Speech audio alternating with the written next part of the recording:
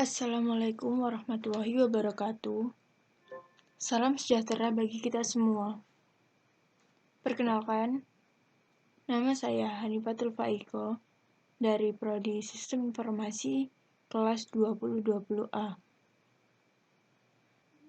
Di video kali ini, saya akan membahas tentang penjadwalan proses. Apa sih yang dimaksud penjadwalan proses?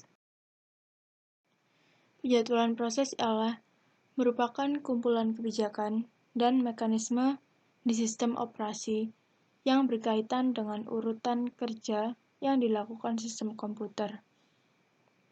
Penjadwalan bertugas memutuskan proses yang sedang berjalan, kapan dan selama berapa lama proses berjalan. Lalu, di sini ada CPU. Apa itu CPU scheduling? CPU scheduling merupakan dasar dari sistem operasi multiprogramming.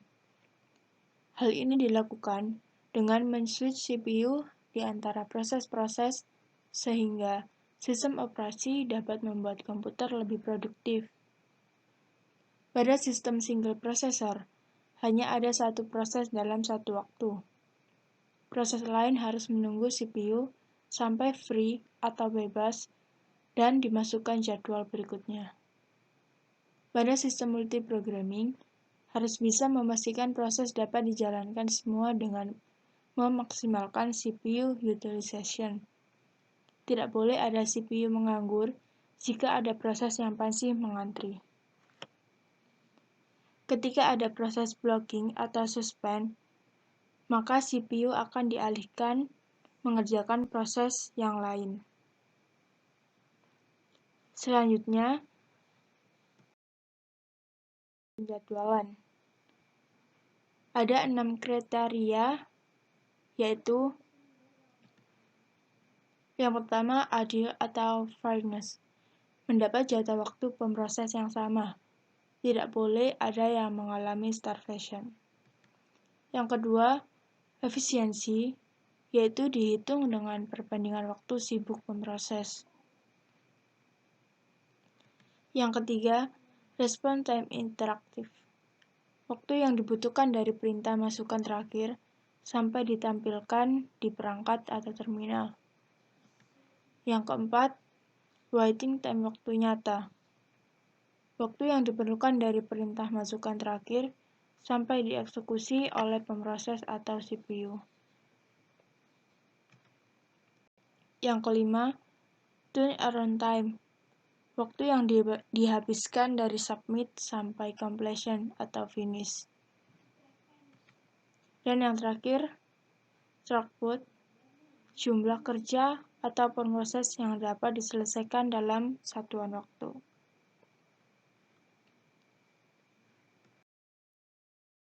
Penjadwalan ini ada 8 total algoritma yang terbagi menjadi 2, yaitu primitive dan non-primitive. Di sini, primitive terbagi menjadi 4. Yang pertama, FIFO atau first in, first out. Yang kedua, SJF, shortest job first. Yang ketiga, HRI, highest ration next. Dan yang terakhir, MVQ, multiple feedback queue. Dan non-primitive terbagi menjadi 4 juga, yaitu yang pertama, round robin. Yang kedua, SRI, shortest remaining first. Yang ketiga, PI's, priority scheduling.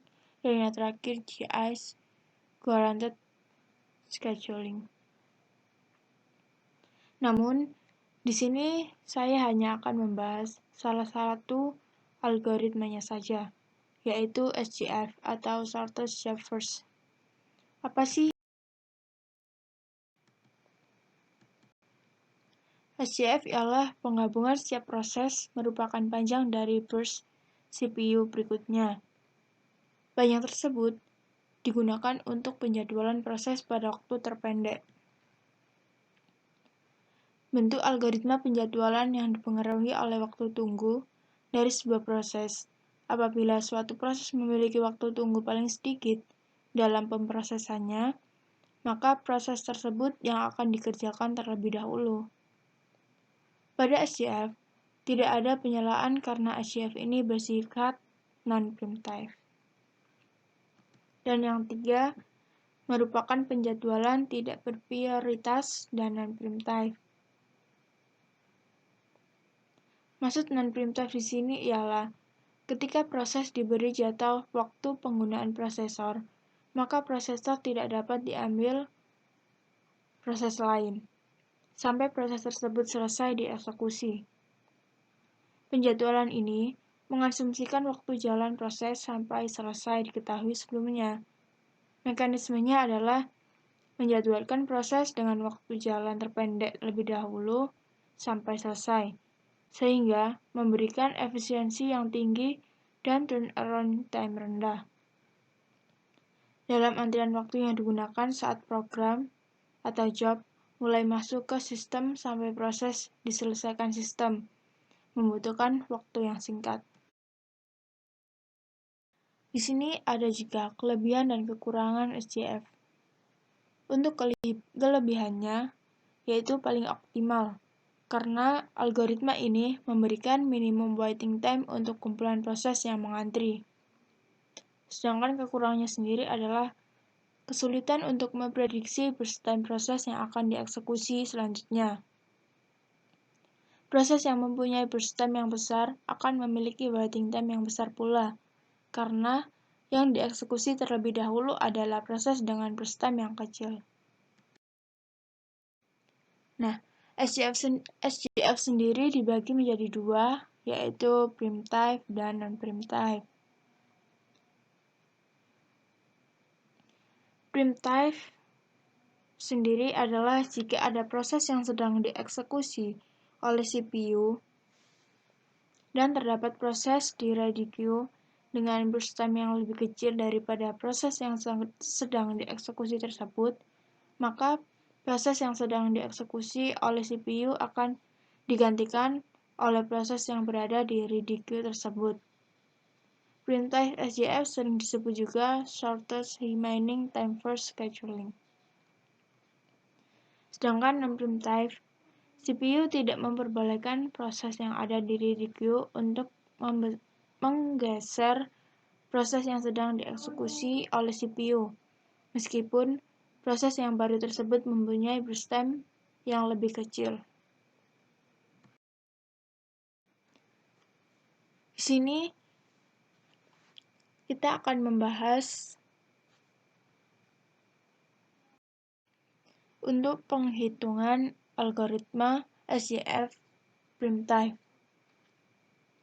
Jika suatu proses sedang dikerjakan, kemudian ada proses lain yang akan datang di mana burst time-nya lebih kecil dari sisa waktu proses yang sedang dijalankan, maka proses lain ini akan dikerjakan dulu, dan sisa proses tadi dikembalikan ke ready queue atau RQ. Beberapa tabel yang akan kita bahas nantinya. Nah, di sini kita akan membahas screenshot dari tabel sebelumnya.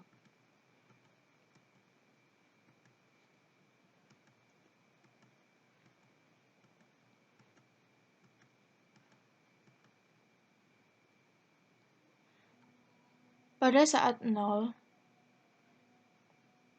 P1 dengan burst time 12 masuk ke dalam antrian yang pertama. Dan pada saat yang kedua, burst time dengan angka 8 masuk ke antrian kedua. P2 sebagai instruksi agar segera diproses dari 0 hingga 2, yang masih menyisakan 10 proses lagi yang disimpan di antrian P1. Saat waktu yang ketiga masuk ke antrian, langsung diproses. P3 yaitu mempunyai burst time 5. P2 disimpan untuk antrian dari yang kedua ke yang ketiga yang masih menyisakan 7 proses lagi. Kemudian pada saat yang kelima masuk, P4 dengan burst time 2, P4 langsung diproses dari P3 di saat yang ketiga masih tersisa 3 yang ada di antrian. Karena P4 hanya mempunyai burst time 2, maka pada saat yang kelima langsung ke waktu tunggu yang ke-7.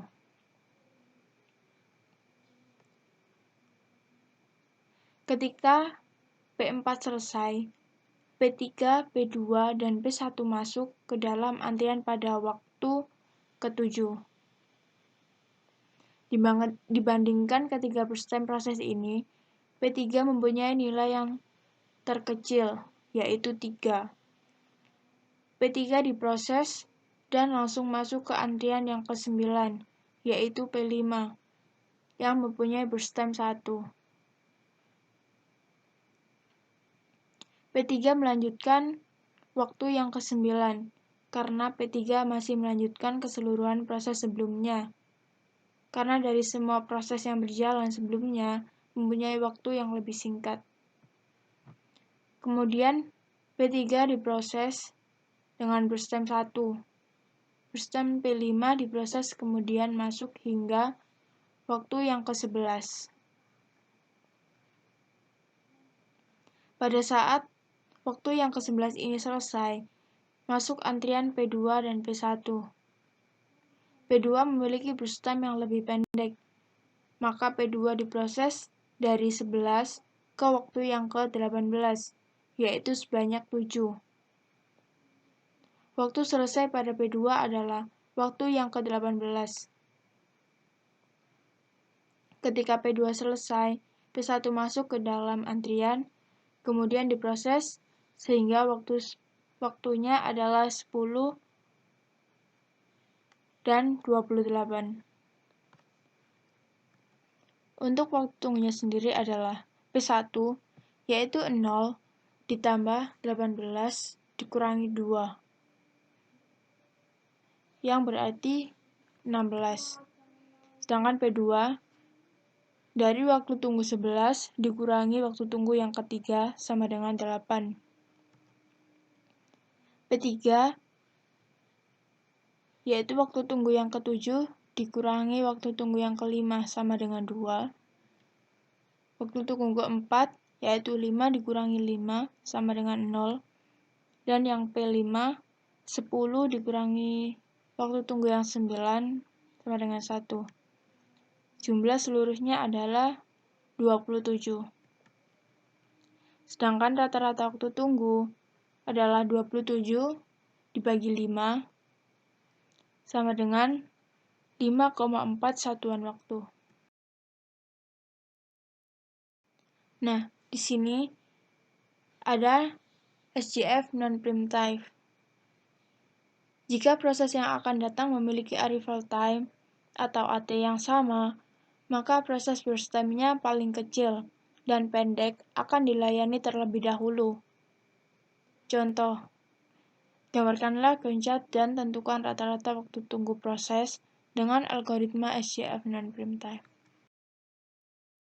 Pada gambar ini, sama seperti gambar sebelumnya.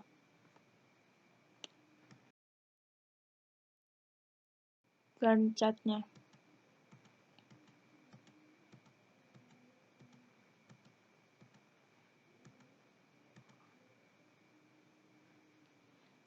Pada saat 0, P1 dengan burst time 12 masuk ke antrian.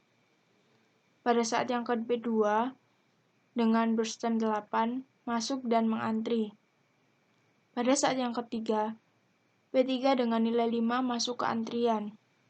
Pada waktu kelima, P4 masuk dengan antrian burst time 2. Pada saat yang ke-9, P5 masuk dengan burst time 1. P1 diproses hingga waktu yang ke-12, karena tidak ada yang mempunyai waktu kedatangan yang sama dengan P1. Pada saat yang ke-12, semua proses yang berada di antrian akan bersama-sama masuk ke antrian, karena proses yang pertama telah selesai. Saat semua proses memiliki arrival time yang sama, maka ditentukan proses yang akan dieksekusi dengan nilai berstem yang paling kecil, yaitu P5. P5 diproses dari waktu yang ke-12 hingga waktu ke-13. Pada saat ke-13 masuk ke proses berikutnya, P3 dan P4 dipilih dengan proses pertama yang terkecil, yaitu P4. Kemudian diproses hingga waktu ke-5. Kemudian waktu ke-15 masuk antrian P2 dan P3 dan dipilih berstem yang paling pendek, yaitu P3, hingga saat yang ke-20. Tersisa P2 dengan berstem 8 sampai hingga waktu ke-28. Untuk waktu tunggunya sendiri, P1 adalah waktu ke-0 sampai 0. P2 yaitu waktu tunggu ke-20 dikurangi waktu tunggu yang kedua sama dengan 18. P3 waktu tunggu 15 dikurangi waktu tunggu yang ketiga yaitu 12. P4 waktu tunggu 13 dikurangi waktu tunggu kelima sama dengan 8. P5 waktu tunggu 12 dikurangi waktu tunggu ke-9 sama dengan 3. Dan jumlah totalnya adalah 41. Sedangkan untuk rata-rata waktu tunggunya adalah 41 dibagi 5 sama dengan 8,2 satuan waktu.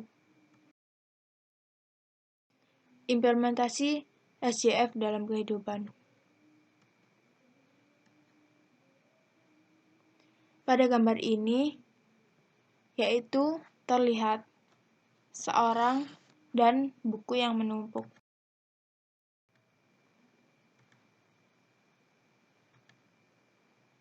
Pada waktu ini dijelaskan bahasa Inggris, matematika, bahasa Indonesia, PKN, dan kejuruan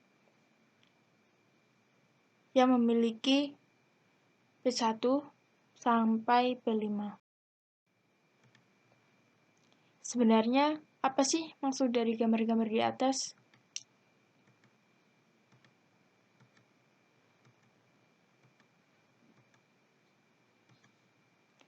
Gambar di atas itu adalah menjelaskan tentang seseorang yang bingung harus mengerjakan tugas yang mana terlebih dahulu karena tugasnya terlalu banyak.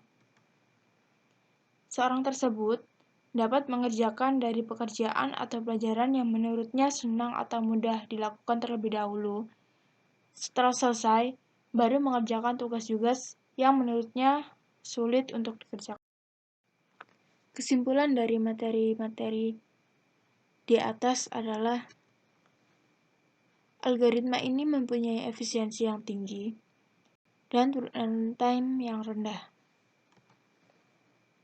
SJF juga selalu memperhatikan rata-rata waktu respon terkecil, maka sangat baik untuk proses interaktif. Umumnya, proses interaktif memiliki pola, yaitu menunggu perintah, menjalankan perintah, menunggu perintah, dan menjalankan perintah, dan begitu seterusnya. Itu tadi yang dapat saya sampaikan. Apabila ada kesalahan-kesalahan kata yang saya sampaikan sebelumnya, mohon maaf yang sebesar-besarnya. Wassalamualaikum warahmatullahi wabarakatuh. Annyeong.